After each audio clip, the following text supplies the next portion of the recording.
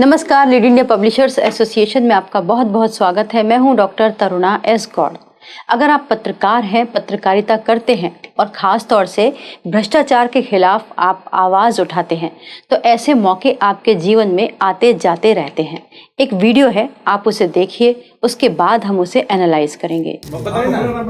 मनीष कुमार सिंह। पिताजी का नाम? श्री किशोर सिंह। घर कहाँ है? ये किराए पे रहते हैं? किराए पे रहते हैं। क्या एड्रेस है इस प्रॉपर्टी का?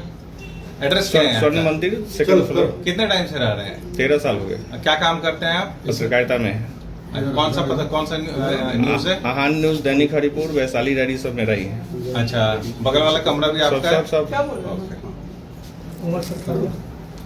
39।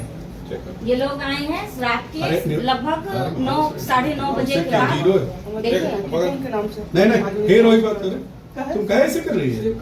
क्या दिक्कत है? करना उससे क्या दिक्कत है? जीरो है तो अरे हाउस में उसमें भी बना जीरो है। और देखो वो देखिए, करो ना, तुमको जो बोल रहे हैं करते हैं हमेशा यही बात करते हैं साइड होकर। ठीक है, अभी कीजिए सब है तो फिर बोला जा रहा है वो। इनका भी चलिए ठीक है, मैडम का ले लिया।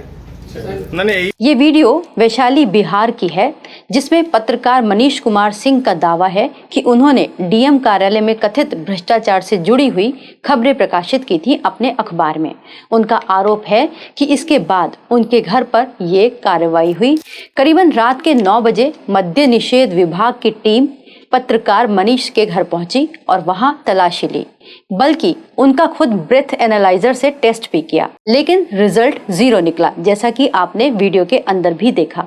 जब पत्रकार मनीष कुमार सिंह कहते हैं कि उन्होंने तो क्या, उनके खानदान में भी किसी ने कभी शराब को हाथ नहीं लगाया, उसके बाद पुलिस जो है ठीक से उनको जवाब भी नहीं देती। इसी बीच आप देखते हैं कि एक महिला पुलिस भी है जो थोड़ा एम्बेरस फील करती है कि रिजल्ट तो 0 आया है, तो उस पर सीनियर अधिकारी कहते हैं जितना कहा गया उतना काम करो। पत्रकार मनीष कुमार सिंह 13 सालों से पत्रकारिता कर रहे हैं। उनका आहान न्यूज़पेपर है जो दैनिक है, एक और है हरिपुर नाम से अखबार है।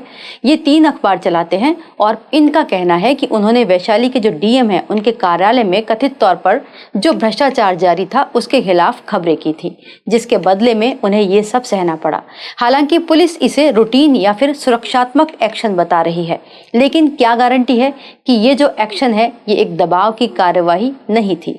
बहुत सारे सवाल उठते हैं। अब आपके मन में भी एक सवाल आएगा कि क्या पुलिस ऐसे किसी के घर में भी रात को घुस सकती है और ब्रेथ एनालाइजर लगाकर उसका टेस्ट ले सकती है? क्या अपने घर के अंदर बैठकर भी कोई व्यक्ति स्मॉल क्वांटिटी में ड्रिंक कर सकता है या नहीं? तो इसका उत्तर है कि हाँ, कुछ स्थिति में इस तरीके के एक्शन हो सकते हैं, चाहे व्यक्ति आम हो या फिर पत्रकार हो, लेकिन उसके ठोस आधार होने चाहिए। जैसे कि क्या पुलिस के पास कोई ठोस शिकायत थी या फिर कोई ठोस कानूनी आधार था, कोई सुराग था, कोई इनपुट था, तो इस आधार पर पुलिस किसी घर की तलाशी ले सकती है।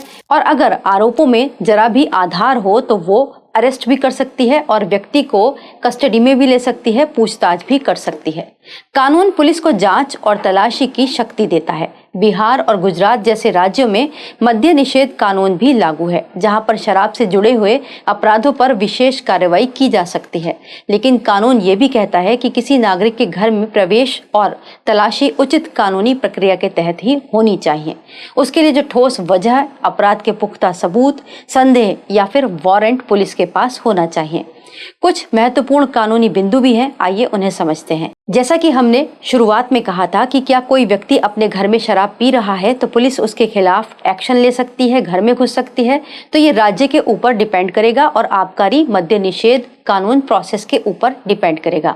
अगर मामला बिहार या फिर गुजरात जैसे राज्य का होगा तो फिर वहां पर ये एक्शन लागू हो सकता है, लेकिन बाकी राज्यों में इस तरीके से नहीं होता। अगला बिंदु है कि घर की तलाशी के लिए क्या करना चाहिए। सामान्य रूप से पुलिस के पास में वारंट होना चाहिए या फिर कानून के द्वारा दिया हुआ कोई विशेष ऑर्डर होना चाहिए, कोई शक्ति होनी चाहिए। इसके अलावा अपराध की विश्वसनीय सूचना अगर हो तो भी पुलिस तलाशी ले सकती है।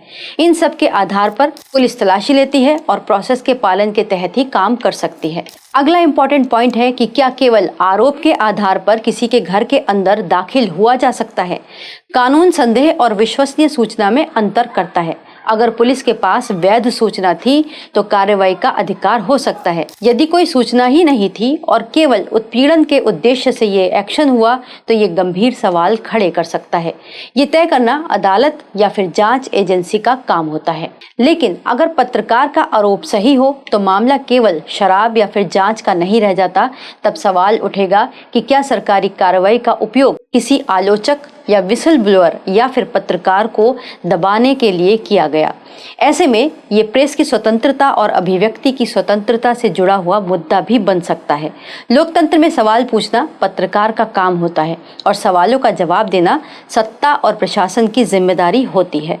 एक और बात, ऐसी परिस्थिति में कई बार पत्रकार खुद को अकेला महसूस करते हैं। इसीलिए किसी मान्यता प्राप्त पत्रकार संगठन या फिर प्रेस संघ का या फिर किसी भी ऐसे ग्रुप का आपको हिस्सा होना चाहिए जो इस तरीके की मुसीबत में आपके काम आ सके, आपके साथ खड़े हो सके। इसके अलावा आपके पास में सबूत भी होने चाहिए अपने फेवर के अंदर। जैसे जब पत्रकार के घर में रेड हो रही थी तो उनकी पत्नी वीडियो बना रही थी और उसके साथ साथ वो रिकॉर्डिंग भी कर रहे थे। तो इस तरीके से ये मामला बिगड़ने की बजाय पत्रकार के फिलहाल फेवर में रहा। अगर इसी तरीके की कोई कानूनी समस्या हो तो उसको कानून के एंगल से ही निपटना चाहिए।